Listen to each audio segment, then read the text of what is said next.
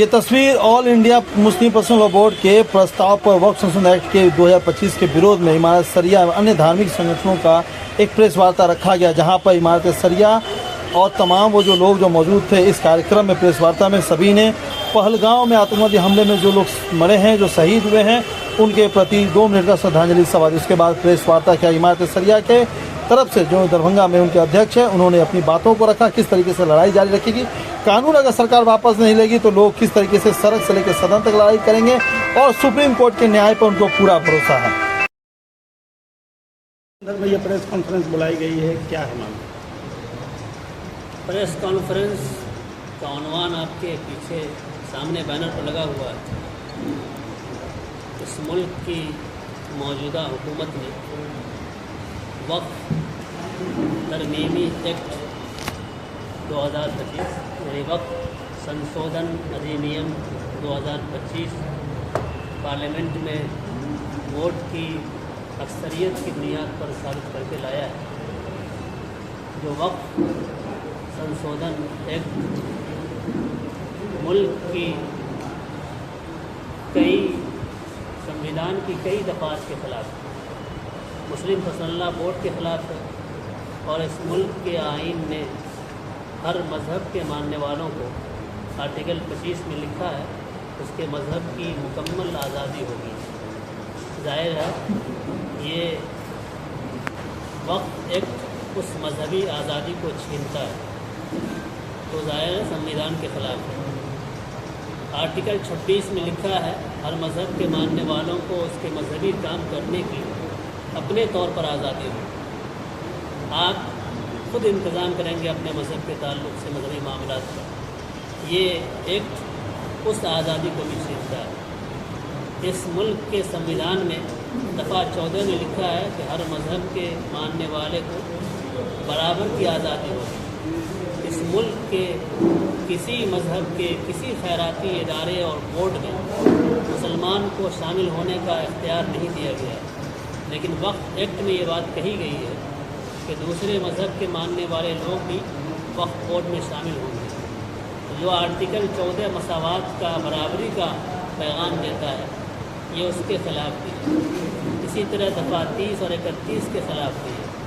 इसलिए हम लोग इस प्रेस कॉन्फ्रेंस के ज़रिए ये कहना चाहते हैं कि चूँकि ये वक्फ एक्ट 2025 संविधान के कई दफ़ात के ख़िलाफ़ है, इसलिए इस एक्ट को मुकम्मल वापस लेना चाहिए। एक बात जो हमें कहनी है कि वक्फ के ताल्लुक़ से हम लोग ये समझते हैं कि मस्जिद, मदरसा, खानकाहें, कब्रिस्तान और ईदगाह यही वक्फ है, जबकि हज़ारों की तादाद में कॉलेजेस, हज़ारों की तादाद में स्कूल, हज़ारों की तादाद में हॉस्पिटल्स और हज़ारों की तादाद में बीएड कॉलेज, सिर्फ मौलाना मजहर यूनिवर्सिटी के अंदर 32 बीएड कॉलेज।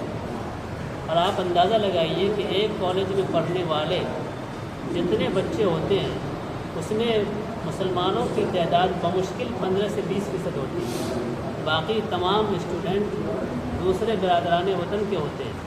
अगर वक्फ एक्ट पास हो गया और इन स्कूलों को, कॉलेजों को, हॉस्पिटलों को बंद कर दिया गया तो नुकसान सिर्फ मुसलमानों का नहीं होगा, मुल्क के 80% बिरादरान वतन का होगा और 15 से 20% मुसलमानों का होगा।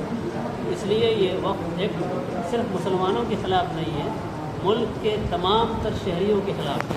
हॉस्पिटल बंद होंगे, सबका इलाज बंद होगा, बीएड कॉलेज बंद होंगे, सबकी तालीम का नुकसान होगा। इसलिए चूँकि ये वक्फ एक्ट तमाम लोगों को, मुल्क के तमाम शहरियों को नुकसान पहुँचाने वाला है, इसलिए बिरादरान वतन भी हमारे साथ खड़े हैं और उनको मजबूती के साथ खड़ा होना चाहिए, क्योंकि उनका नुकसान ज़्यादा है, हमारा नुकसान कम है इस मामले में। एक बात मुझे और ये कहनी है कि सिर्फ बिहार में 45,103 गाँव हैं, गाँव, छोटे छोटे गाँव। शहर तो सिर्फ 236 से छोटा बड़ा है और गांव में रहने वाले लोग ज़्यादा हैं। कोई गांव ऐसा नहीं होगा जहां 2-4 मुसलमान नहीं रहते। हर गांव में कम से कम एक कब्रिस्तान तो होगा, कम से कम एक मस्जिद तो होगी। और आप अंदाज़ा लगाइए कि बिहार की हुकूमत ने ये ऐलान किया है कि हमने 9,000 कब्रिस्तानों की घेराबंदी करवाई है और वक्फ बोर्ड में रजिस्टर्ड कब्रिस्तान की तादाद सिर्फ 862 है। और गांव कितने हैं? 45,103।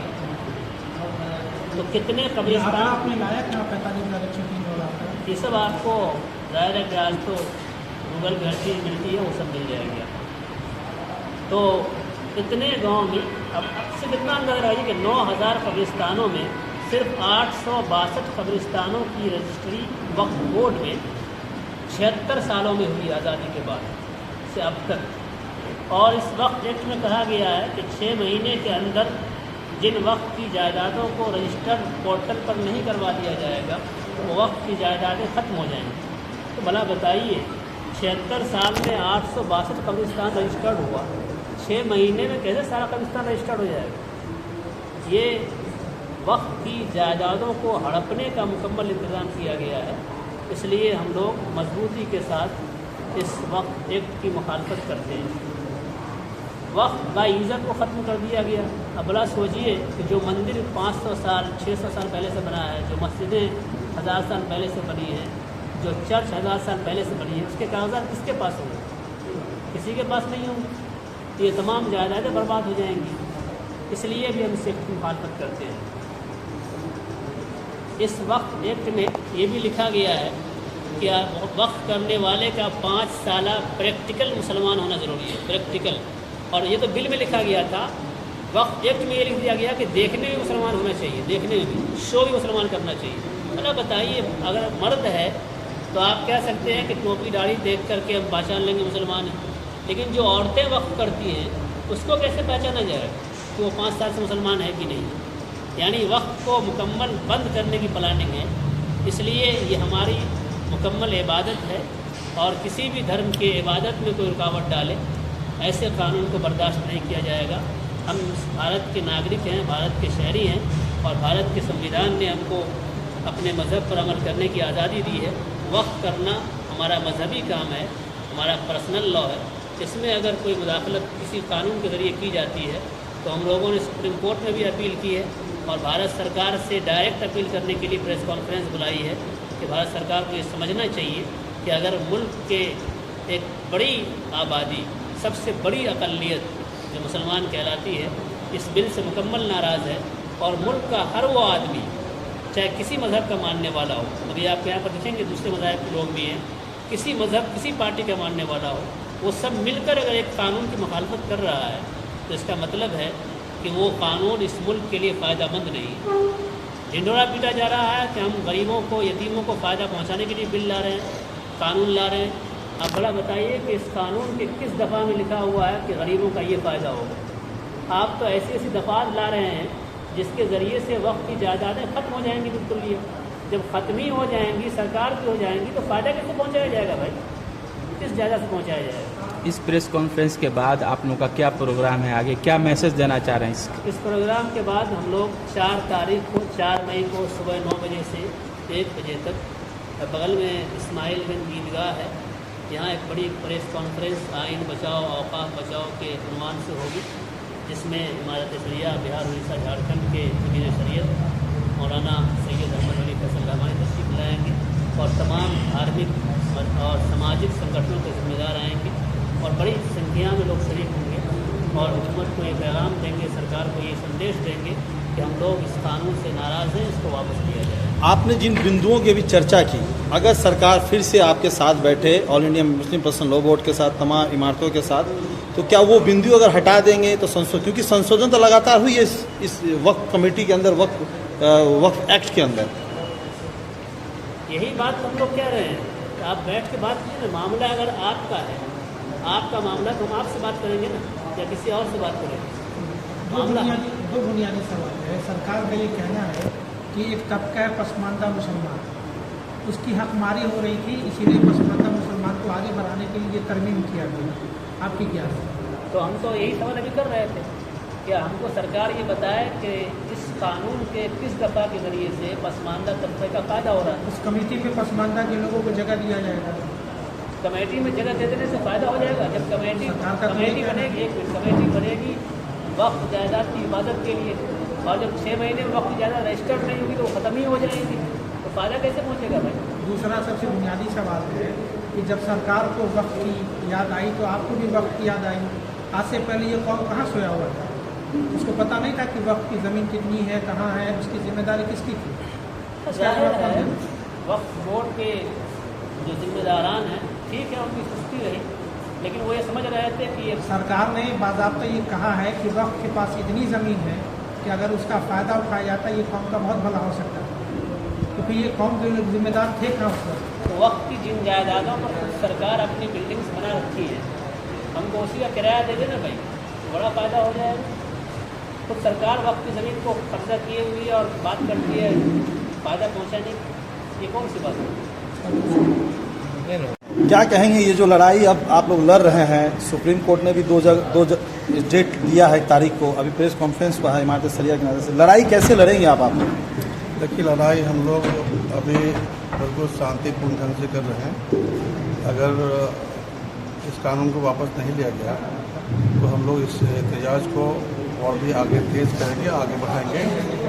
अब अगर हमारे हक के साथ नाइंसाफ़ी हो रही है तो हम लोग सड़क पर उतरेंगे। और इससे पहले भी मैंने कहा था कि हम लोग यहाँ से लेकर CMO से लेकर PMO तक अपना धरना प्रदर्शन करेंगे और बिल्कुल शांतिपूर्ण ढंग से करेंगे। ये मेरा अधिकार और मेरे हक में जो मुदाखलत हो रही है ये मुसलमान बर्दाश्त नहीं करेगा।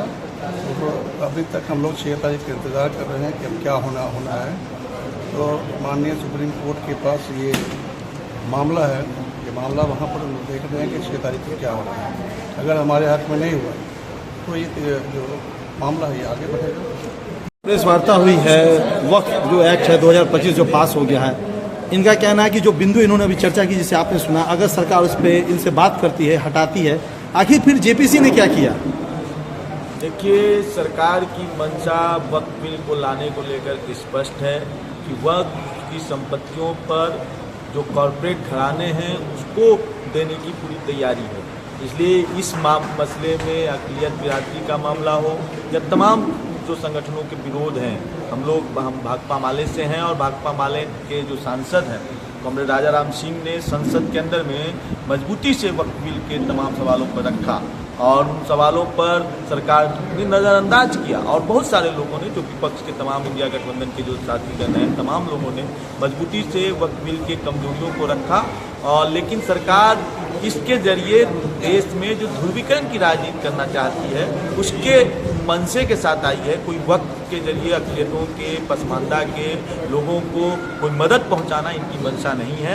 ये कुल मिलाकर के अडानी अंबानी की सेवा करना चाहते हैं। उनकी ज़मीनों को, वक्त की ज़मीनों को सीधे सीधे कहिए कि उनको देना चाहती है और वो कॉर्पोरेट के फायदे के लिए देना चाहती है। नाम क्या हुआ? अभिषेक कुमार, भाकपा माले राज्य कमेटी सदस्य। अब कैसे लड़ी जाएगी?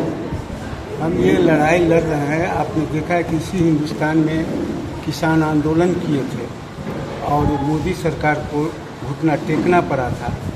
तो ये जो वक्फ एक्ट लाई है सरकार, हम उसी तर्ज पर ये आंदोलन करेंगे और मोदी सरकार को घुटना टेकने के लिए मजबूर कर देंगे। ये चाह रही है सरकार, हमारी जो ज़मीनें हैं उसको छीन लेना चाह रही है। वो अडानी को, अंबानी को देना चाहती है।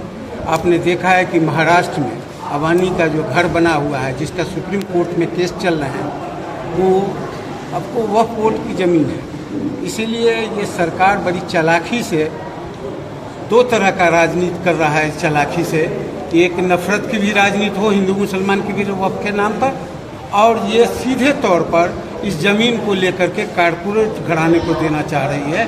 इसलिए हम हर कीमत में अपनी कुर्बानी दे करके, हम जिस ढंग से किसान आंदोलन किए थे उसी ढंग का हम आंदोलन करके इस बिल को ख़त्म कराएंगे।